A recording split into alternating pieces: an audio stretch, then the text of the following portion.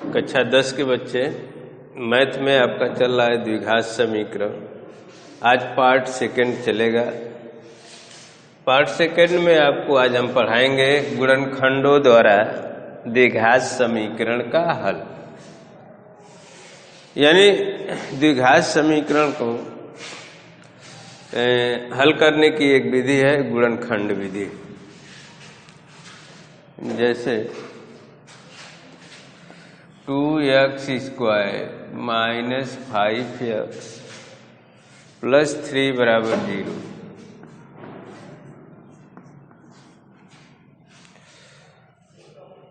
इसका हम गुणनखंड करेंगे। आप नीचे क्लास में पढ़े भी होंगे, मध्य पद दो भागों में बांटकर गुणनखंड करना। इसका नियम है पहले 2 और 3 का हम गुणा कर लेते हैं, पहले पद का और अंतिम पद का गुणनफल। 3 दूनी 6x²। अब मध्य पद को हम 2 भागों में इस प्रकार डिवाइड करेंगे, गुणा करने पर 6x² हो, जोड़ने या घटाने पर -5x हो। 3 दू 5, 3 दूनी 6, यानी 2x² minus 3x minus 2x। जोड़ेंगे तो -5x होगा प्लस 3 बराबर 0। 2 का समूह बना लिया जाएगा। इन दोनों में कॉमन x है, दोनों में x को कोष्टक से बाहर लिख लेंगे हम लोग। यहाँ बच गया आपका 2x और यहाँ पे 3 बचा। इन दोनों में कोई कॉमन नहीं है, कोई उभयनिष्ठ नहीं है, तो आपको पता होगा एक सबका उभयनिष्ठ गुणनखंड है, तो एक कॉमन ले लेंगे। -1 इसलिए लिया जाएगा कि यहाँ माइनस है, तो ये आपका माइनस होना चाहिए। 2x माइनस 3 बराबर 0। ये दोनों कोष्टक के अंदर समान पद होने चाहिए। या 2x माइनस 3 पुनः कॉमन हो जाएगा। 2x माइनस 3 x माइनस 1 बराबर 0। या 2x माइनस 3 बराबर 0, इसलिए x बराबर 3/2 तथा यह हो जाएगा x माइनस 1 बराबर 0, x बराबर। तो द्विघात समीकरण के 2 हल प्राप्त हुए, 3/2 और 1। पूछा जाता है द्विघात समीकरण के कितने मूल होते हैं। द्विघात समीकरण के 2 मूल आपको पीछे भी हमने बताया था। तो पहला मूल 3/2, दूसरा मूल 1, यानी x के 2 मान हुए 3/2 और 1। तो ये आपको गुणनखंड विधि है जिसके द्वारा आप समीकरण को हल करेंगे। एक और उदाहरण, दूसरा उदाहरण समझ लीजिए। 6x² minus x minus. उसी तरह से गुणा करेंगे 6x² का -2 में -12x² हो जाएगा। अब मध्य पद 2 भागों में बांटा जाएगा।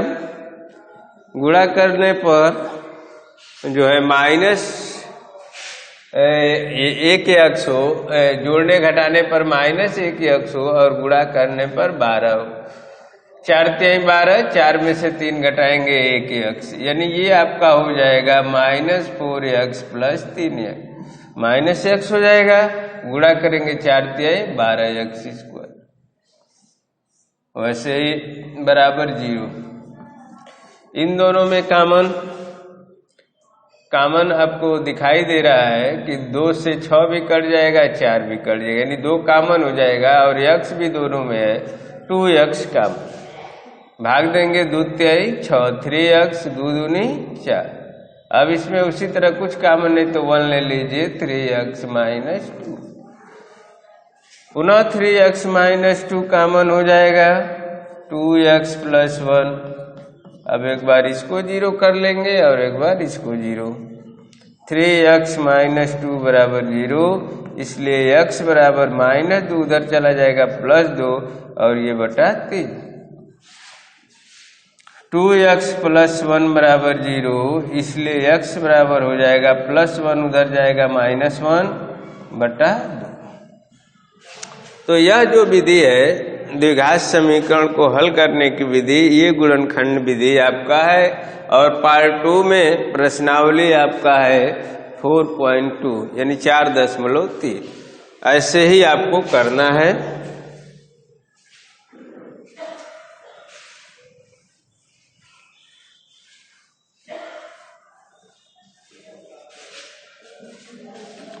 प्रश्नावली 4.2 पहला प्रश्न, पहले का पहला प्रश्न आपका है x स्क्वायर -3x -10 बराबर 0। यहाँ मध्य पद आपका 3 है। 3 को हम दो भागों में इस प्रकार बांटेंगे, गुणा करने पर 10 हो, जोड़ने घटाने पर 3 हो। 5 और 2, 5 में से 2 घटाएंगे 3, 5 दूनी 10 -10, यानी x स्क्वायर, ये माइनस आना चाहिए इसलिए इस अंक को माइनस कर देंगे, 5x और प्लस 2x घटाएंगे -3x। इन दोनों में x कॉमन, x -5, इसमें 2 कॉमन, x -5, x -5 एक ब्रैकेट में, x + 2 एक कोष्टक में, x -5 बराबर 0, x बराबर 5 तथा x + 2 बराबर 0, x बराबर -2। तो x का मान 5 आया और -2 आया। दूसरा कर लीजिएगा। तीसरा इसका देख लीजिए, पहले का तीसरा,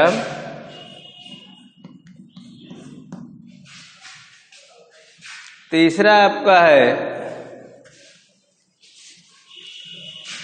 करणे में 2 x square plus 7x plus 5 करणे में 2 बराबर 0। नियम के अनुसार पहले हम इसका इसमें गुणा करेंगे, तो 5 करणी में 2 गुणे 5 करणी में 2, तो करणी में 2 करणी में 2 का गुणा 2 हो जाएगा, 5 दूनी 10। यानी मध्य पद को हम दो भागों में इस प्रकार बांटेंगे कि गुणा करने पर 10 हो, जोड़ने पर 7 हो। 5 दूनी 10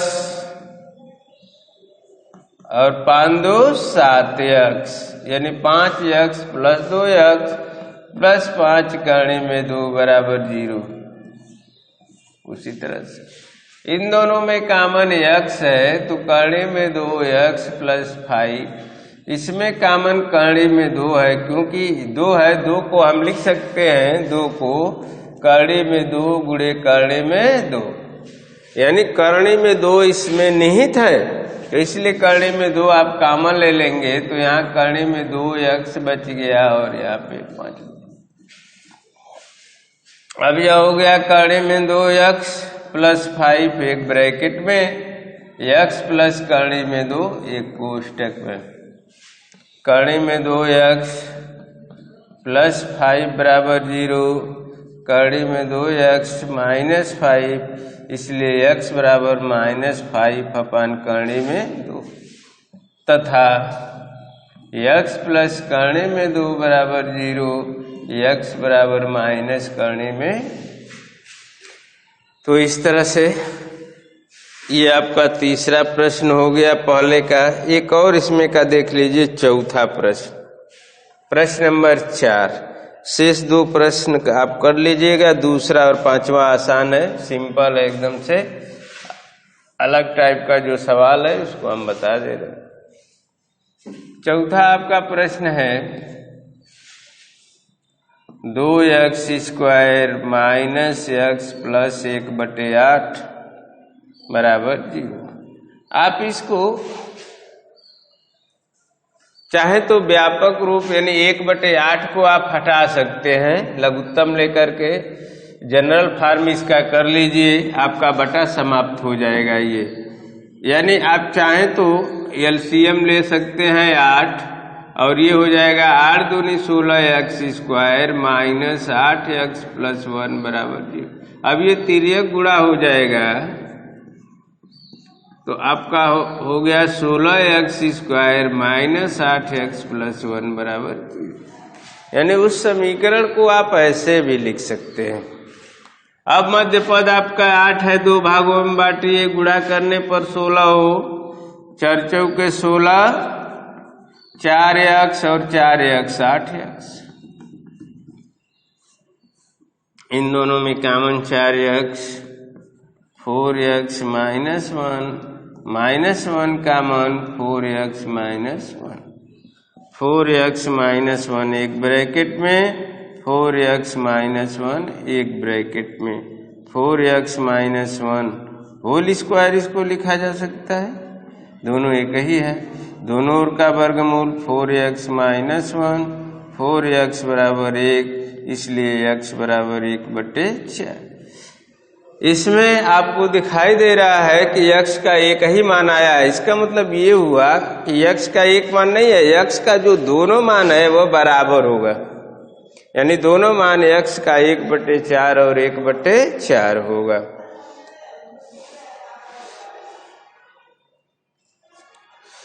अब कुछ वार्तिक प्रश्न इसमें आपको दिया है। प्रश्न नंबर 2, उदाहरण 1 में दी गई समस्याओं को हल कीजिए। प्रश्न नंबर 2 है उदाहरण पीछे आपको किताब में एक उदाहरण दिया है फर्स्ट, उसी को आपको हल करना है। ये कोई क्वेश्चन नहीं है, तीसरा से आपको हल करना है।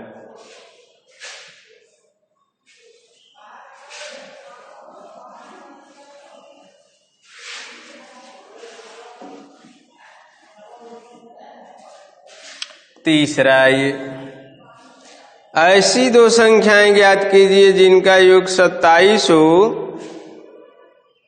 और गुणनफल 182 हो। योग 27 मान लेंगे हम लोग, माना पहली संख्या x है, हमने मान लिया कि एक संख्या x है और 2 संख्याओं का योगफल 27 है, तो दूसरी संख्या हम 27 में से x घटा देंगे, पता चल जाएगा। योगफल में से घटा दिया जाएगा तो आपको दूसरी संख्या मिल जाएगी, इसलिए दूसरी संख्या बराबर 27 माइनस x। क्योंकि इन दोनों का योगफल 27 है तो एक संख्या आपको पता है, तो दूसरी संख्या निकालने के लिए योगफल में से घटा लिया जाएगा। दूसरा शर्त इसका गुणनफल 182। प्रश्नानुसार यानी सवाल के अनुसार दोनों का गुणनफल जो है दिया हुआ है 182, यानी x गुणे 27 माइनस x बराबर 182। गुणा कर लीजिए, x का 27 में गुणा 27x, x का x में गुणा x² बराबर 182। 182 को इधर कर लीजिए, इसको हम पहले लिख दे रहे हैं 27x माइनस 182। माइनस से गुणा करिए, ये प्लस हो जाएगा, यानी आप चिन्ह बदल सकते हैं, प्लस 182 बराबर 0। अब 27 को 2 भागों में इस प्रकार बांटना है कि गुणा करने पर 182 हो। इसका बहुत आसान तरीका, 182 का आप खंड कर दीजिए, 2 से काटिए, 2 9 18, 2 1 कम 2, 13 7 91, 2 7 14 और 13, 14 13 27, 14 और 13 में गुणा 182, यानी ये आपका हो जाएगा x² minus 14x minus 13x plus 182 बराबर 0। इसमें कॉमन x माइनस 14, इसमें आप 13 कॉमन ले लीजिए तो x माइनस 14, x माइनस 14 एक ब्रैकेट में, x माइनस 13 एक ब्रैकेट में। अब x माइनस 14 बराबर 0 या x बराबर 14 तथा x माइनस 13 बराबर 0 या x बराबर माइनस 13 उधर चला जाएगा प्लस 13। तो इस तरह से कुछ वार्तिक प्रश्न इसमें दिया गया है, आपको ऐसे ही हल करना है। एक और सवाल देख लिया जाए, प्रश्न नंबर 4। चौथा प्रश्न है, दो क्रमागत धनात्मक पूर्णांक ज्ञात कीजिए जिनके वर्गों का योग 365 हो। क्रमागत धनात्मक पूर्णांक, क्रमागत का मतलब जो क्रम से आती हो संख्या, जैसे 1 के बाद 2, 2 के बाद 3, 3 के बाद 4, 4 के बाद 5, ये क्रमागत संख्या है। हमको क्रमागत संख्या पता नहीं है, इसलिए हम मान लेंगे, माना पहली क्रमागत संख्या, पहली संख्या x है,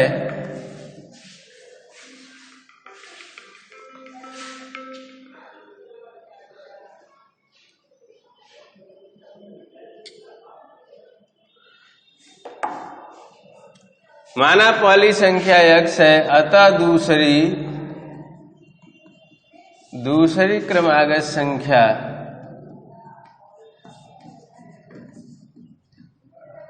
x प्लस 1 होगी। यानी अगली क्रमागत संख्या निकालने के लिए हम एक जोड़ते हैं। अब प्रश्न के अनुसार इनके वर्गों का योग 365 है।